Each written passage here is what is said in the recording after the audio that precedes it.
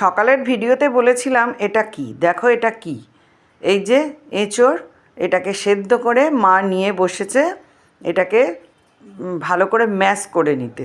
এটা মিক্সিতেও করা যায়, কিন্তু একদম পেস্ট হয়ে যাবে বলে খেতে ভালো হবে না, তাই হাতে করে ম্যাশ করছে। আর এখানে দেখো নিয়েছে আলু সিদ্ধ, সেটাকেও হাতে করে ভালো করে চটকে নিচ্ছে। নিয়ে এবারে এঁচোড় আর আলু দুটোকে একসাথে খুব ভালো করে মিশিয়ে মেখে নিতে হবে। এবারে তারপরে এর মধ্যে যা যা মশলা দেওয়ার সেগুলো দেওয়া হবে। এটাকে ভালো করে আগে দুটোকে মিশিয়ে নেওয়ার পরে একে একে মশলাগুলোকে দিতে হবে। প্রথমেই এটার মধ্যে দিয়ে দেওয়া হলো হলুদের গুঁড়ো, তারপরে এর মধ্যে দেওয়া হলো লঙ্কার গুঁড়ো, তারপরে দেওয়া হচ্ছে ভাজা মশলা, মানে ধনে আর জিরেটা কাঁচা নয়, রোস্টেড যে ধনে জিরে দিয়ে যে ভাজা মশলাটা হয়। আর দেওয়া হচ্ছে একটুখানি গরম মশলার গুঁড়ি, আর দেওয়া হচ্ছে চিনি, আর তার সাথে নুন।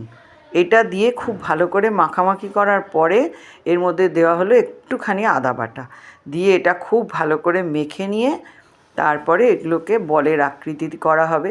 তার আগে দেওয়া হলো একটুখানি বেসন, আর অবশ্যই দিতে হবে সেটা হচ্ছে একটুখানি কর্নফ্লাওয়ারটা দিলে এই বড়াটা যতই ঝোলে ফোটাও না কেন একদমই ভেঙে যাবে না, দারুণ সুন্দর থাকে এবং সফট হয়, খুব ভালো হয়। তা সেইভাবে হিসাবে সব কিছু দিয়ে এবারে দেখো বড়াগুলোর আকৃতিতে গড়ে নেওয়া হলো, কোপ্তা আর কি। এরপরে কড়ায় তেল বসিয়ে এগুলোকে ভাজার পালা। এবার আমি পরপর করে বড়াগুলোকে বেশ ব্রাউন করে ভেজে নেব। আমার যেহেতু অনেকগুলোই বড়া হয়েছে, মানে এঁচোড়ের পরিমাণটা একটু বেশিই ছিল, তাই এক রাউন্ড ভাজার পরে কিছুটা কাঁচাও এখনও রয়েছে, আবার কিছুটা ভাজা চলছে, তাই সবটা ভেজে নেওয়া হলো। তারপরে আলু খুব ভালো করে ভেজে নিলাম। আমি কিন্তু আলুগুলোকে হালকা ভাপিয়ে নিয়েছিলাম, একদম কাঁচা আলু এটা নয়।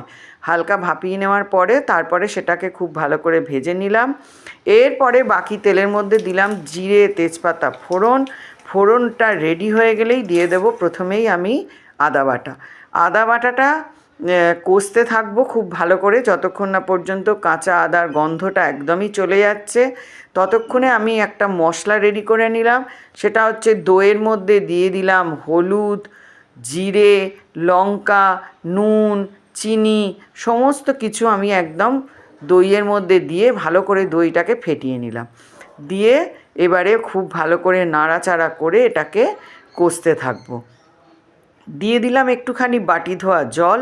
এরপরে খুব ভালো করে মশলা কষে গেলে এর মধ্যে দিয়ে দিলাম একটুখানি গরম মশলার গুঁড়ি, দিয়ে আবারও একটুখানি নাড়াচাড়া করছি। দেখো কি অসাধারণ কালার হয়েছে দই আর তেল আর লঙ্কার সংমিশ্রণে। যাই হোক, এবার আলু দিয়ে খুব ভালো করে কষে নিলাম।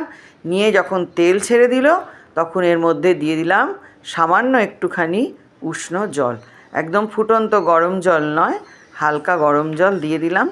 দিয়ে এবারে টকবক করে এটা যখন ফুটে গেল তখন আমি এর মধ্যে আলুগুলো দিয়ে খুব ভালো করে ফোটাবো। এইবার দেখুন, যখন আলুগুলো কিছুক্ষণ ফোটানোর পরে দিয়ে দিলাম বড়াগুলো দিয়েও কিন্তু খুব ভালো করে ফোটাবো আমি। বড়াগুলো একটুও ভাঙবে না, কিচ্ছু হবে না। এই দেখো বড়াগুলোকে দিয়েও কত টকবক করে ফুটিয়ে নিলাম। এবারে নামাবার আগে দিয়ে দিলাম ঘি, দিয়ে গ্যাসটা দিলাম বন্ধ করে। তোমাদের কেমন লাগলো কমেন্ট করে জানিও।